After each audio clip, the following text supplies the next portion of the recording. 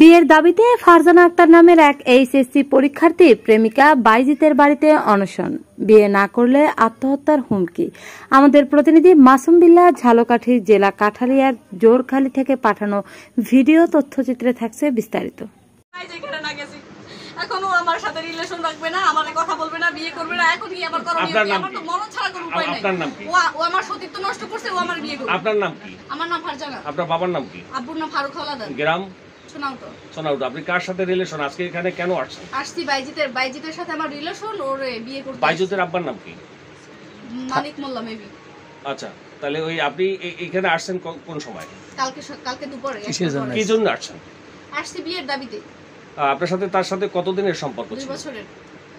2 বছরের। হ্যাঁ। আপনাদের সাথে কোন জায়গায় দেখা হয়েছে বা কোন জায়গায়, স্থানগুলো একটু বলেন।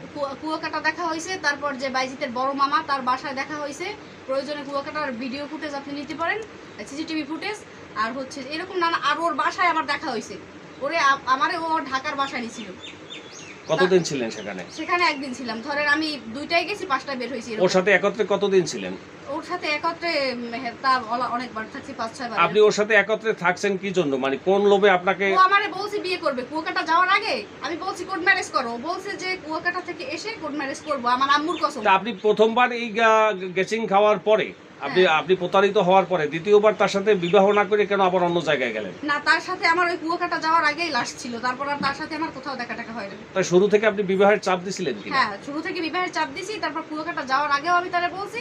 তারপর সে বলছে যে কুয়াকাটা থেকে এসে এখন এই জায়গায় আসছেন। আসার পরে তারা আপনার সাথে গতকালকে রাতে থেকে কি ধরনের ব্যবহার করছে পরিবারের লোকজন? পরিবারে আমার হচ্ছে যে আম্মু টাম্মু তারা আমার অনেকই ভালো জানছে যে বাইজিতের আম্মু বা বোন আমার 2-3 বার খাবার টাবার খাইছে। কিন্তু কি বলবো, ব্যবহার একটু ভালো না। এইসব পরিবেশে আমি বড়ই হই নাই। আপনি আসলে বিবাহ হইলে এইবারই তাদের শাশুড়ি এবং ননদের সাথে কি থাকবেন না? হ্যাঁ, আমার বাইজি যেখানে রাখে ওইখানে থাকবো। সে যদি এই জায়গায় রাখে তাহলে আপনি কেমনে এখানে থাকবো? আপনি যেহেতু আপনার শ্বশুর বাড়ির দাবিতেই আসছেন, যেহেতু আপনার শাশুড়ির নামে বিরোধিতা করলে তো আপনি সেখানে থাকতে পারবেন না। না, আমি তার নামে বিরোধিতা করি না।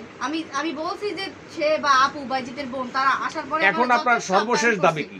সর্বশেষ দাবি আমারে বিয়ে করতে হবে। বিয়ে না করলে আমি এখানে বসে আত্মহত্যা করবো।